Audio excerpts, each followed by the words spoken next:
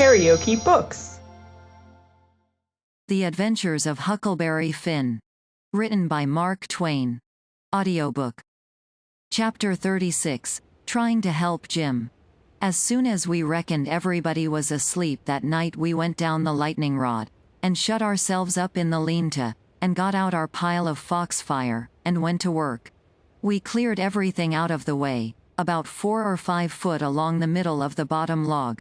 Tom said we was right behind Jim's bed now, and we'd dig in under it, and when we got through there couldn't nobody in the cabin ever know there was any hole there, because Jim's counterpin hung down most to the ground, and you'd have to raise it up and look under to see the hole. So we dug and dug with the case knives till most midnight, and then we was dog tired, and our hands was blistered, and yet you couldn't see we'd done anything hardly.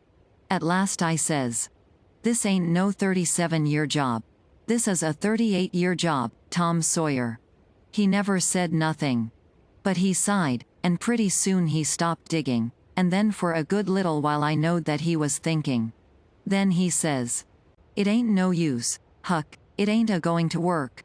If we was prisoners it would, because then we'd have as many years as we wanted, and no hurry, and we wouldn't get but a few minutes to dig, every day, while they was changing watches, and so our hands wouldn't get blistered, and we could keep it up right along, year in and year out, and do it right, and the way it ought to be done. But we can't fool along. We got to rush. We ain't got no time to spare. If we was to put in another night this way we'd have to knock off for a week to let our hands get well. Couldn't touch a case knife with them sooner. Well, then, what we going to do, Tom? I'll tell you. It ain't right, and it ain't moral, and I wouldn't like it to get out. But there ain't only just the one way. We got to dig him out with the picks, and let on its case knives. Now you're talking, I says. Your head gets leveler and leveler all the time, Tom Sawyer, I says. Picks is the thing, moral or no moral, and as for me, I don't care shucks for the morality of it, nohow. When I start in to steal a nigger, or a watermelon, or a Sunday school book, I ain't no ways particular how it's done, so it's done. What I want is my nigger, or what I want is my watermelon, or what I want is my Sunday school book, and if a pick's the handiest thing, that's the thing I'm a-going to dig that nigger or that watermelon or that Sunday school book out with, and I don't give a dead rat what the authorities thinks about it nother. Well, he says, there's excuse for picks and letting on in a case like this. If it warn't so, I wouldn't approve of it, nor I wouldn't stand by and see the rules broke, because right is right, and wrong is wrong, and a body ain't got no business doing wrong when he ain't ignorant and knows better. It might answer for you to dig Jim out with a pick, without any letting on, because you don't know no better, but it wouldn't for me, because I do know better. Gimme a case knife. He had his own by him, but I handed him mine. He flung it down, and says, "Gimme a case knife." I didn't know just what to do, but then I thought. I scratched around amongst the old tools, and got a pickaxe and give it to him, and he took it and went to work, and never said a word. He was always just that particular. Full of principle. So then I got a shovel, and then we picked and shoveled, turnabout, and made the fur fly. We stuck to it about a half an hour, which was as long as we could stand up, but we had a good deal of a hole to show for it. When I got upstairs I looked out at the window and see Tom doing his level best with the lightning rod, but he couldn't come it, his hands was so sore. At last he says, "It ain't no use, it can't be done. What you reckon I better do? Can't you think of no way?"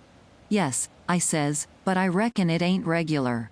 Come up the stairs, and let on it's a lightning rod." So he done it. Next day Tom stole a pewter spoon and a brass candlestick in the house, for to make some pens for Jim out of, and 6 tallow candles.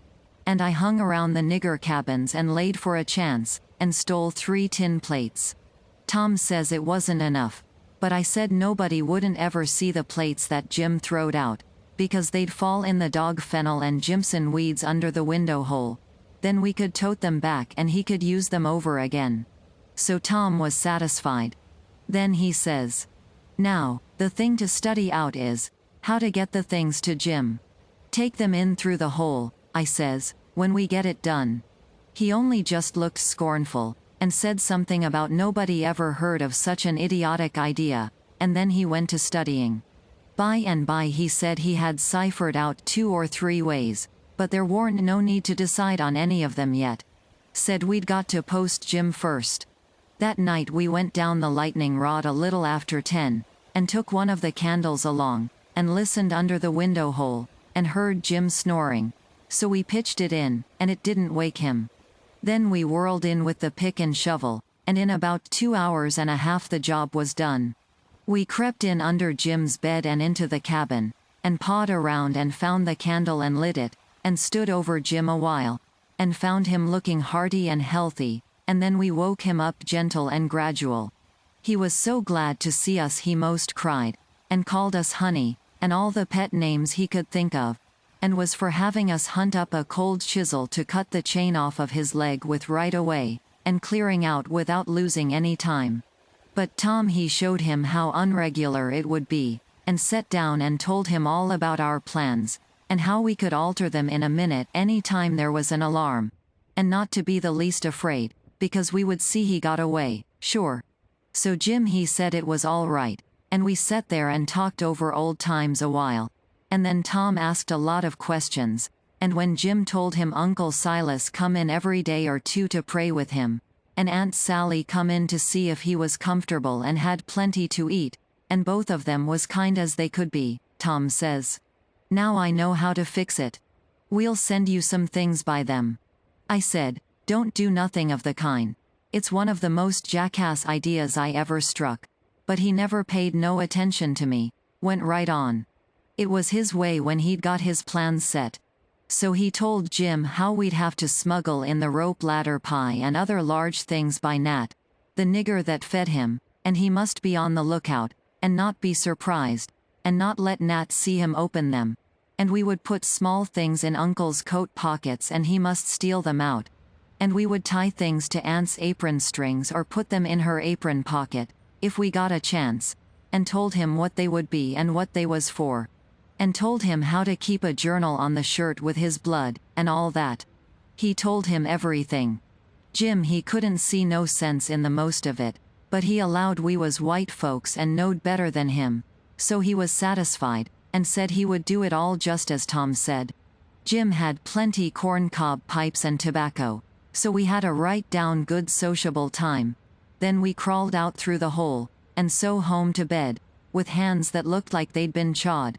Tom was in high spirits.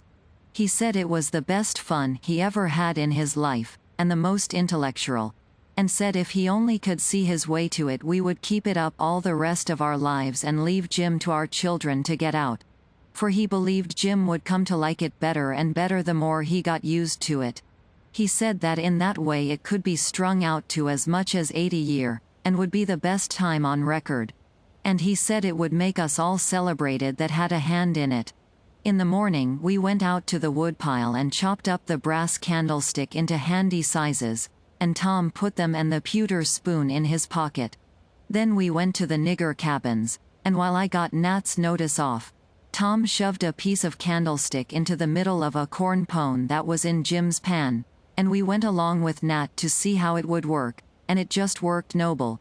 When Jim bit into it it most mashed all his teeth out, and there warn't ever anything could a worked better. Tom said so himself. Jim he never let on but what it was only just a piece of rock or something like that that's always getting into bread, you know. But after that he never bit into nothing but what he jabbed his fork into it in 3 or 4 places first. And whilst we was a-standing there in the dimmish light, here comes a couple of the hounds bulging in from under Jim's bed. And they kept on piling in till there was 11 of them, and there warn't hardly room in there to get your breath. By jings, we forgot to fasten that lean-to door. The nigger Nat he only just hollered, "Witches," once, and keeled over onto the floor amongst the dogs, and begun to groan like he was dying. Tom jerked the door open and flung out a slab of Jim's meat, and the dogs went for it, and in 2 seconds he was out himself and back again and shut the door, and I knowed he'd fixed the other door too. Then he went to work on the nigger, coaxing him and petting him, and asking him if he'd been imagining he saw something again. He raised up, and blinked his eyes around, and says, "Mars Sid, you'll say I's a fool, but if I didn't believe I see most a million dogs, devils, somen, I wished I may die right haya in desse tracks. I did, mos es holy. Mars Sid, I felt saw, day was all over me. Dad fetch it, I jeez wished I could get my hands on one dem witches jeez wunst, ani jeez wunst, it's all I'd asked.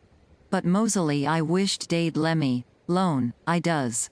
Tom says, "Well, I tell you what I think. What makes them come here just at this runaway nigger's breakfast time? It's because they're hungry, that's the reason. You make them a witch pie, that's the thing for you to do. But my lan, Mars Sid, how's I gwin to make a witch pie? I don't know how to make it. I hain't ever hearn sich a thing befo. Well, then, I'll have to make it myself. Will you do it, honey? Will you? I'll whoosh up de ground, yo, foot, I will. All right, I'll do it, seeing it's you, and you've been good to us and showed us the runaway nigger. But you got to be mighty careful. When we come around, you turn your back, and then whatever we've put in the pan, don't you let on you see it at all. And don't you look when Jim unloads the pan. Something might happen, I don't know what. And above all, don't you handle the witch things. Handle, Mars Sid? What is you a talkin' bout?